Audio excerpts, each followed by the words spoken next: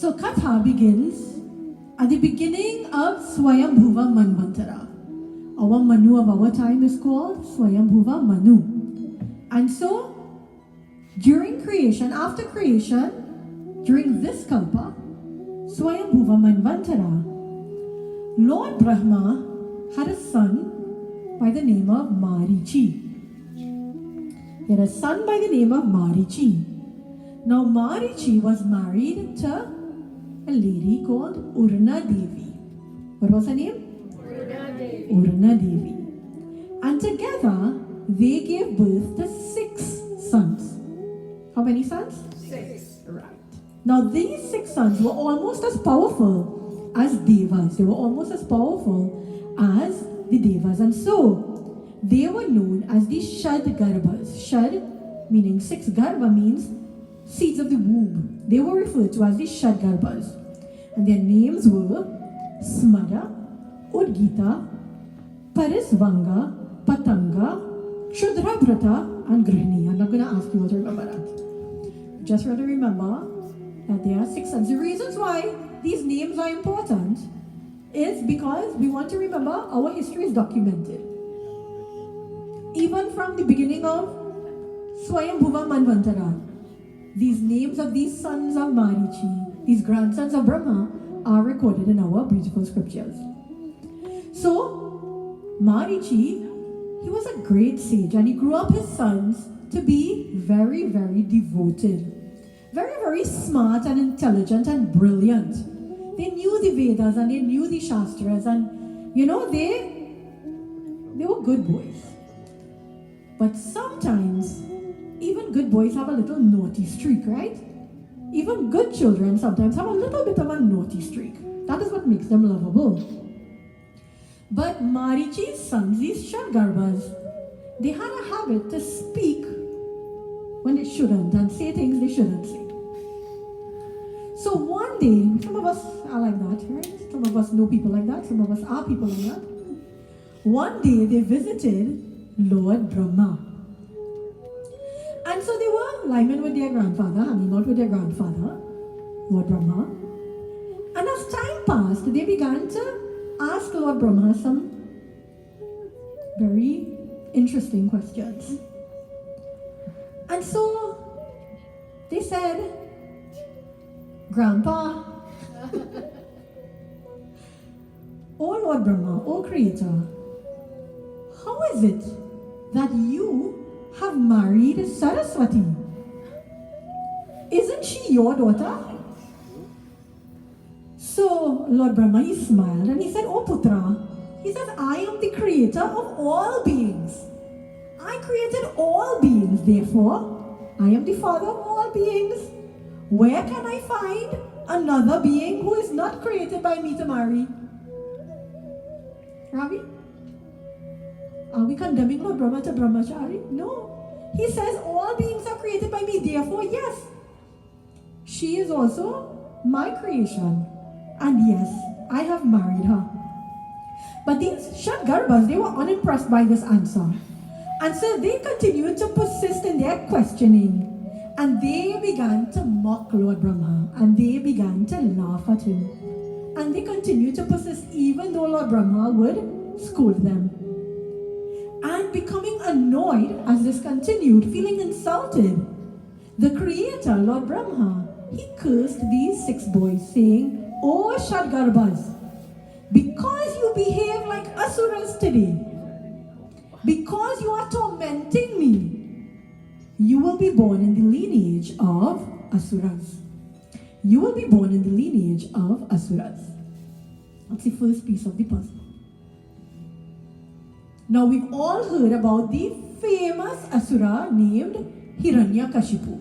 Yeah? Anybody here haven't heard about Hiranyakashipu? Most of us?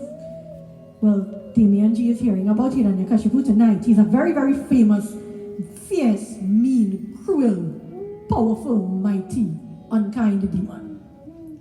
And so, but even more famous than Hiranyakashipu was who? His son Prahalada. His son Prahalada. Prahalada Maharaj ki Jai. But did you know that Hiranyakashipu also had another son? In fact, he had a son way before even Prahalada was born. And this son's name was Kalanemi. Can we say that? Kalanemi. Kalanemi was the elder brother of Prahalada. And in true Asura fashion, Hiranyakashipu began to teach his Asuric ways to Kalanemi. He taught him to be full of pride and arrogance. He taught him to be powerful but not kind. He taught him to take what he wanted from whoever he wanted, regardless of whether it would hurt anybody. He taught him to do whatever he wanted. And Kalanemi, being a good son, he became the perfect Asura son of Hiranyakashipu, followed perfectly in the footsteps of his father. And so he grew up to be a very powerful and skilled demon, known throughout the world for his physical strength and for his skill on the battlefield. It is said that he truly lived up to his name, Kalanemi. Kala meaning black, but Kala also meaning time, and Nemi meaning a portion. And together this name referred to that period of time that where darkness increases as day approaches night. So as day approaches night, you see darkness starting to creep in faster and faster. And so this was Kalanemi. When people heard his name, or when they saw him, they knew darkness was coming, or maybe even death. And so the entire world was afraid of this son of Hiranyakashipu. Now once, after the churning of the ocean, what was the last thing that came out? Amrita. And when this Amrita came out, and the demons, the Asuras, they snatched it and they ran away with it. And they were discussing how to distribute it and who should get first. And all of these things, the Devas called out, "Oh Hari, come and help us." And Hari came and he assumed the form of Mohini. And he began to distribute this Amrita to the Devas. And so, after the nectar was distributed, the Asuras, they, realizing that they had been tricked, they began to wage war on the Devas. And Kalanemi, he was one of these fierce Asuras leading the charge of this battle. It is said that Kalanemi, he rode a lion. That was his Vahana. And nobody could tell Ravi whether Kalanemi or the lion was fiercer. So, believing that they had been tricked, aggressively the Asuras attacked the Devas, led by Indra. And reeling from this onslaught of darkness that had overtaken them in the form of these Asuras, the Devas, they couldn't catch themselves. And clearly the Asuras had a clear advantage. What was the advantage? Their guru, Shukracharya, he knew the science of Sanjeevani. And so every time an Asura fell, he revived him. Every time an Asura fell, he would promptly revive him. And so these Asuras just kept coming and coming and coming, stronger and stronger, more aggressively. So seeing the despair of the Devas, Narada, he shouted out to them. He says, "Oh Devas, call Sri Hari. Call Sri Hari, seek his help. Only he can defeat Kalanemi." And so they began to call, "Hari, Hari, Hari, Hari, Narayana, Om, Govinda, Narayana, Om, Gopala, Narayana, Om, Hari, Hari, Hari, Hari, Narayana, Om,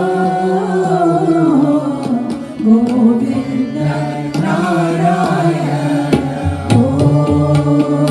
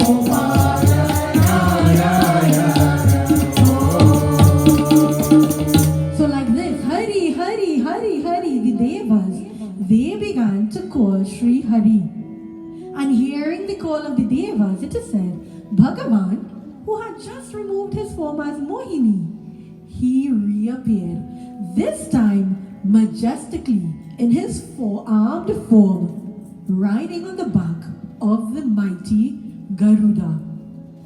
And from the battlefield, Kalanemi could see Sri Hari arriving. And never one to hide from a fight, he immediately jumped to the front of the army with his lion. And using his powerful arm, it is said, he instinctively grabbed his trident, his trishul, and with perfect aim at the neck of Garuda, he tossed it. He tossed his trishul at the neck of Garuda. It is said, in mid-air, and with one swift movement, Sri Hari, he caught this trishula, and like a boomerang, he immediately tossed it back at Kalanemi, striking him in the heart. Kalanemi fell dead. But as we said, the Guru of the Asuras, Shukracharya, he knew this formula, this mantra that could revive the Asuras. And so quickly he approached Kalanemi and he took the water into his hand and he started charging this water with these mantras, and he began to sprinkle the water over the lifeless body of Kalanemi. But because Kalanemi had been struck down by Bhagavan, it was taking a little while to revive him. In that time, it is said the Devas headed by Sri Hari won the battle. They won the battle. Now Shukracharya, he has succeeded in restoring the life to the body of Kalanemi. And Kalanemi, he wakes up and he looks around and he becomes very, very agitated. The war has ended, the Asuras have lost, and Sri Hari is nowhere to be found. And as Kalanemi looks around, it is said that he cannot stop thinking about Sri Hari. He cannot stop thinking about Sri Hari, how powerful he is, how skilled he was, how strong he was, how magnificent he looked on the back of Garuda. In his heart of hearts, it is said, Kalanemi, he yearned to meet with Sri Hari again, to fight with him. To fight with him, because to him, the Lord was the only formidable warrior, and this, he thought, would be the battle of his lifetime. So he yearned to meet with Bhagavan Vishnu, to meet with Lord Hari again, to fight with him. In Bhagavad Gita 4:11, Bhagavan says, in whatever way people surrender to me, I will reciprocate accordingly. In whatever way, right? So today we come for Janamashtami, and however, to whatever extent we surrender to Bhagavan, that is the extent of grace we will get. If we are here half-heartedly, that is the kind of grace we will get. If we are here fully engaged, Bhagavan will give us full grace, right? So whatever way people surrender to me, I reciprocate accordingly. So Kalanemi, to Mount Mandara he goes. Even as an Asura, Kalanemi knew that to fulfill this specific desire, he would need help. And so he begins to perform severe austerities to Lord Brahma. It is said that he began, the only thing that he would consume was the juice of the durva grass, the dugras, whatever water was on that dugras, that is all he would consume. That was his sustenance. And he began to worship Brahmadev. When 100 celestial years had passed, how much is 100 celestial years in human years? 2,160,000. When 100 celestial years, 2,160,000 human years had passed, all that remained of Kalanemi were bones.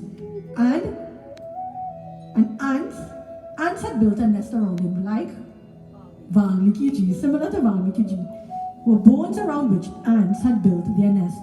And so Lord Brahmadev is looking at this and he knows Kalanemi wants nothing good. So he's delaying it. But after this 100 celestial years, Lord Brahma says, okay, I have to go. So unable to delay it any longer, Brahmadev, he appears before Kalanemi and he says, oh great Asura, your tapasya has yielded fruit. What is the benediction? What is the boon that you seek? Kalanemi was overjoyed. His wish was about to come true. And he says, O Creator, O Brahmadev, may my death not come. Listen to what he asks for. Very interesting. May my death not come from the hands of any or all the very powerful devas who have Lord Vishnu as their root. May death not come at the hands of any of the devas, either one of them or all of them, who have Lord Vishnu as their root. So Kala Nemi must have been reading Bhagavad Gita. Because in Bhagavad Gita, Bhagavan Krishna says, I am the source of everything, I am the root of the devas, I power them, I give them everything. It is through them that it comes, but it comes from me. So Kala Nemi, he must have been at his own reading Bhagavad Gita, because he says, I don't want to fight with the devas. I don't want to fight with one or all of them who has Lord Vishnu, because their power comes from Lord Vishnu. That is all he asked for.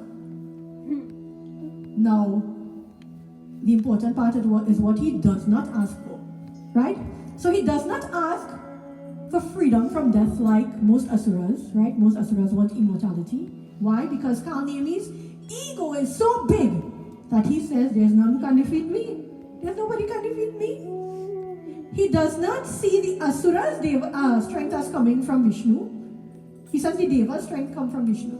He doesn't see the asura's strength as coming from Vishnu, because why? The ego believes, I am the source of my own power. I am the source of my own strength. So what he is doing is, he is securing for himself indirectly a battle with Lord Hari. He's securing a battle with Lord Hari. And so Lord Brahma, he says, okay, Kalnemi, the benediction, this blessing that you have requested is difficult to attain, but you have attained it. Tatastu, let it be so. So that is the second part of the puzzle. First part is Marichi's 6 sons. Second part is Kalanemi has won this boon that indirectly he's going to fight with Lord Hari. Now Kalanemi had 6 sons. Kalanemi's father is who? Hiranyakashipu, right? And he had 6 sons. Kamsa, Suvikrama, Kratha, Damana, Ripumardana, and Krodahanta. These were the names of the 6 sons. Now these were the Shadgarbhas who had been born in the lineage of the Asura Hiranyakashipu to fulfill the curse of Brahma. And so these boys, they grew up to be equally powerful to their father and expert in military affairs. However, they didn't take to the demonic qualities. Why? Because the knowledge they had received from Marichi in their previous birth, it was pulling them in a different direction. And so it is said that these Shadgarbhas, they refused to chant the Hiranya Nama. Remember, Hiranyakashipu was telling everybody, you can't worship anybody else, you must chant my name. Chant Hiranya, Hiranya, Hiranya. So they refused to chant this Hiranya Nama, and instead, they left the palace and Hiranyakashipu behind, and they went and began performing tapasya. Tapasya to, again, Lord Brahma. So Lord Brahma, he became pleased, and appearing before them, he said, "Oh Shadgarbhas, what is it that you seek?" Now these are his grandchildren that he cursed, right? What is it that you seek? So the young boys, they said, "Oh Lord Brahma, if you want to give us a blessing, give us the blessing that we will not be killed by any deva or asura or any created being in this life. In this life, let us not be killed by any of those created beings. Let us die naturally." This is what they have asked for. And so Lord Brahma, he says, "Well, if y'all sure that's what you want, okay, tatastu, so be it." And he disappeared.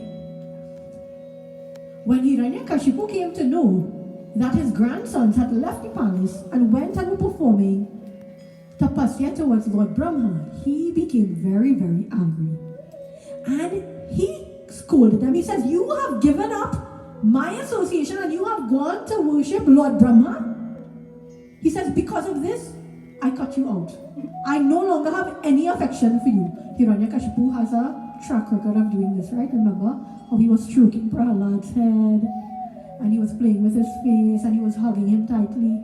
And the moment Prahalada started talking about Bhagavan Vishnu, he threw him off his lap. Oh, you are a demon. You are no longer dear to me. He says to these grandsons, I no longer have any affection for you. He says, you have tried to save yourself because you knew I would kill you. You knew I would kill you when I found out that you went to perform Brahma Tapasya. So you asked that no Asura can kill you. He says, you tried to save yourself. He says, you will save yourself in this life. But I curse you that you will be killed at the hands of your very own father. You will be killed at the hands of your very own father. That's the third part of the puzzle. We are now in Dwapar Yuga. And Kalanemi has taken birth as Kamsa. Kalanemi has taken birth as Kamsa. And we all know the Leela. Kamsa's sister Devaki gets married to Vasudeva.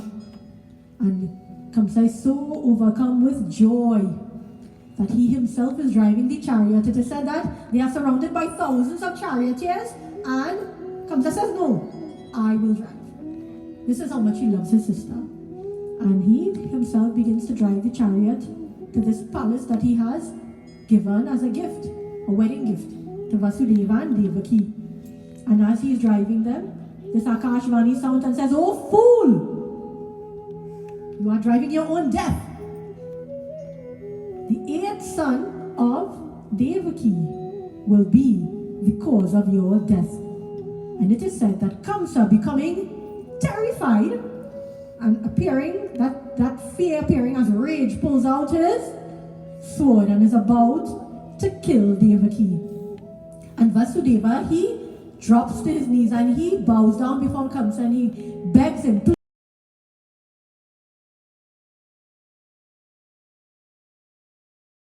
Bhagavad Puran that Kamsa says, I don't need all of them, I just need the 8th one. I just need the 8th one. Narad Muni now, he comes and he says, oh Kamsa, you fool. He draws a circle with 8 lines. He says, how many lines is that? He says 8. He says, which one is the first one? Now Kamsa doesn't know. Which line is the first line? Now many times we say, why does Narad Muni do that?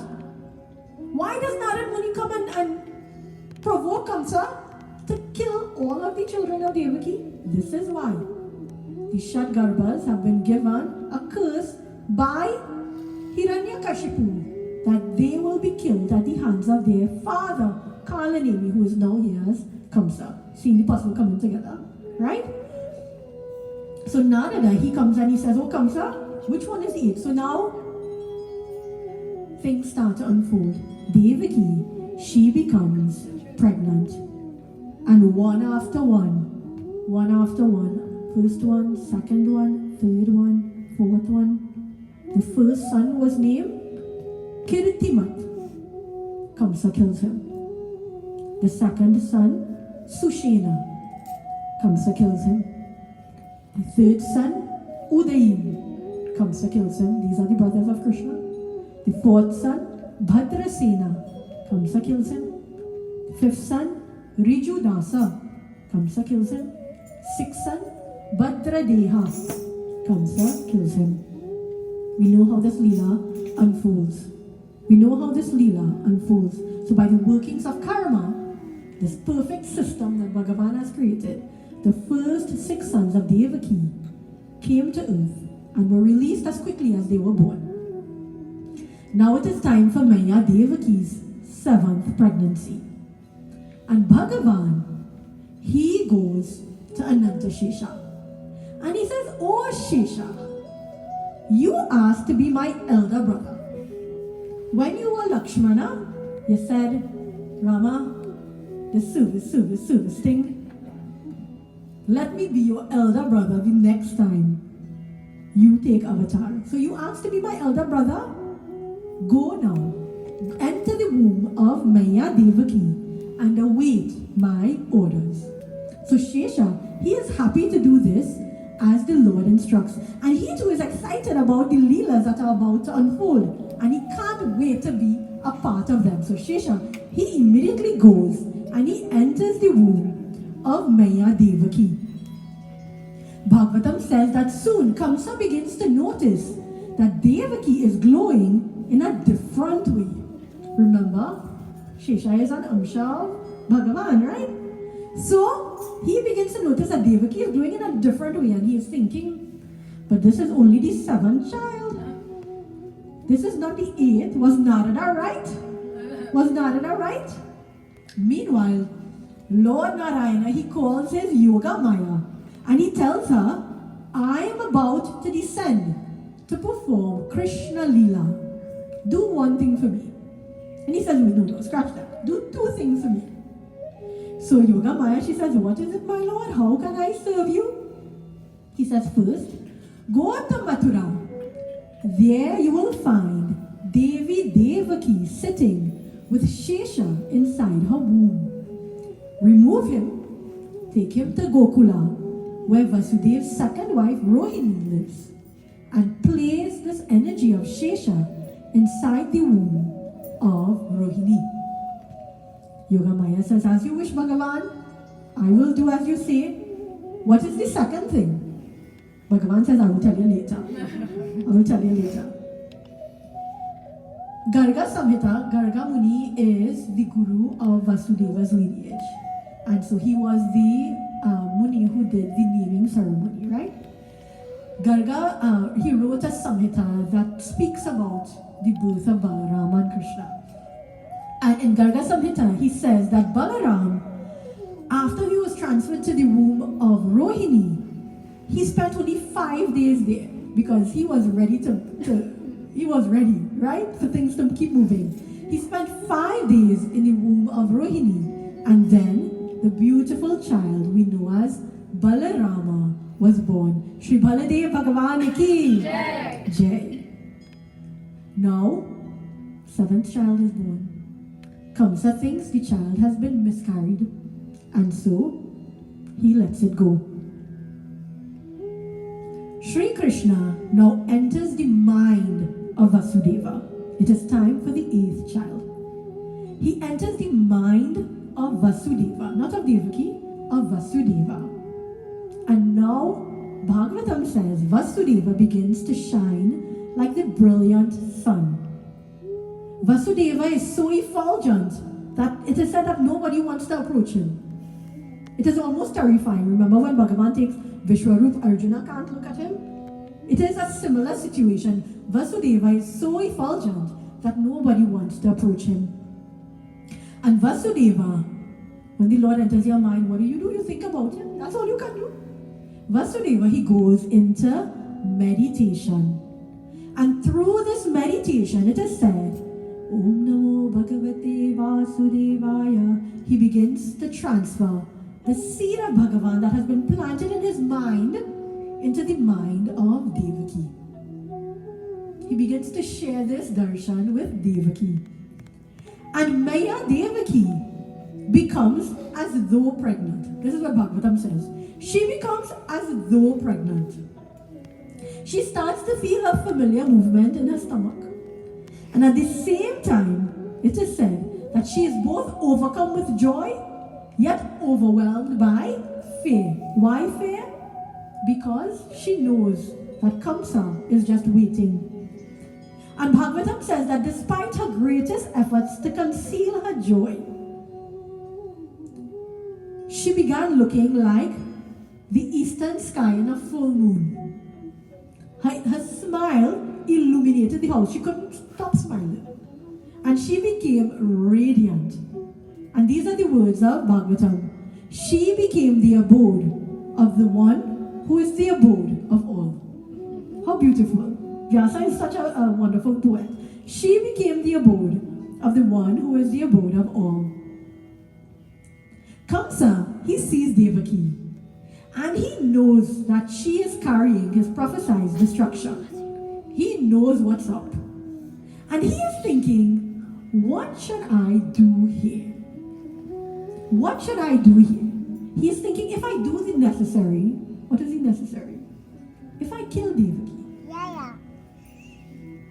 if I kill Devaki, then this child will never be born, and that I will not be destroyed. This is what he's thinking. But then immediately he says, but if I kill a defenseless pregnant woman, it would lead to my defamation. I would lose everything because I would lose my honor. Even as an Asura, Kamsa has some semblance of a conscience. He says, and because of this defamation, he says, my lifespan will still be shortened anyway.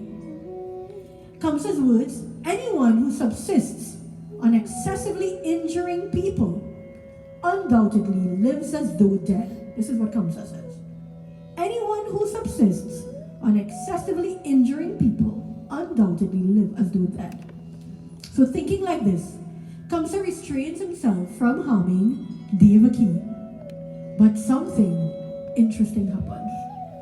It is said that thoughts of Krishna began overwhelming his consciousness. He started becoming consumed with the thought that his death is in Devaki's belly.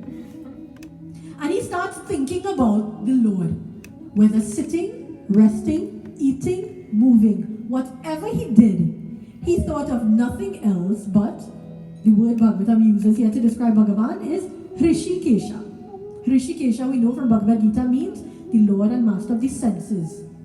Vyasa uses this word to indicate to us that all of Kamsa's senses now are being directed to Krishna. All of his senses began being directed to Krishna. He is consumed. All he is seeing is Krishna anywhere he goes. And Devaki, she knows that Kamsa is obsessed with this child. And even though she is radiant with the bliss of this child within her mind, her fear for the child is growing. Meanwhile, it is said that, knowing that the Lord is resting in the womb of Devaki, Lord Brahma and Mahadeva, they go to the cell, accompanied by Narada and different devas and so on. And they begin to worship Bhagavan Krishna with their words. And there's a beautiful stuti that Vyasa expounds, but I'll share a few of the words. It says, we take shelter of you, O Krishna. You are the soul of truth, the guide of right and truth, the truth of truth, the source of truth, the vow of truth, beyond the truth, and committed to truth. And so again and again they are bowing before Devaki, this mother of Bhagavan, as their refuge and their protector and their very soul. Mommy. Seeing the fear of Devaki, Lord Mahadeva, he begins to console her. And he says, oh Maya, it is your good fortune that this supreme personality, Bhagavan himself, he has entered your womb for our prosperity. Have no fear of Kamsa. He is courting death. The protector of the Yadus will be born as your son. It is now the darkest hour of the darkest night in the month of Shravan, like tonight. Storms are raging outside. The prison walls are locked and the guards have fallen asleep. Sri Hari, he signals to Yoga Maya that the time has come for her to do his second bidding. And he says to her, enter the womb of Maya Yashoda and be born as her daughter. Yoga Maya leaves to do as instructed. Bhagavad Puran says, at midnight, when deep darkness had fallen, Janardana was born. Sri Hari, who dwells in the heart of everyone, appeared in Devaki, who resembled a Devi. Vasudeva saw that amazing lotus-eyed child, his four arms wielding the weapons of the Shankha, Chakra, Gada and Padma. He bore the mark of Srivatsa Lakshmi on his chest, and the Kaustuba gem was radiant on his neck. Clad in Pitambara, his silken yellow garment, he appeared as beautiful as a dark rain cloud. He was resplendent with a magnificent belt and arm and wrist bracelets, and his beautiful locks of hair were encircled by a lustrous crown and earrings made of gems. When Vasudeva saw his son, Sri Hari, he was overwhelmed by the auspicious occasion of Krishna's incarnation. Overcome with radiance and joy, he understood that this was the Supreme Being illuminating his chamber. Then Devaki, seeing this son of hers displaying the characteristics of the Supreme Being, went towards him in great astonishment. She was afraid of Kamsa. Let that sinful one not know about your birth in me, O Madhusudana, she says to Krishna. My mind is disturbed, and I am trembling in fear on account of you. This is not the first time Devaki approaches Krishna. It won't be the last time. It is said that after Krishna is grown up and returns to Mathura after killing Kamsa, when Devaki sees Krishna for the first time as a young boy, the first thing she says is, Krishna, it is you? Go! Go from here! Kamsa will come and kill you. As a mother, despite knowing that this is the Lord, her love overwhelms and turns into fear to protect this child. It is said that then Bhagavan Krishna spoke.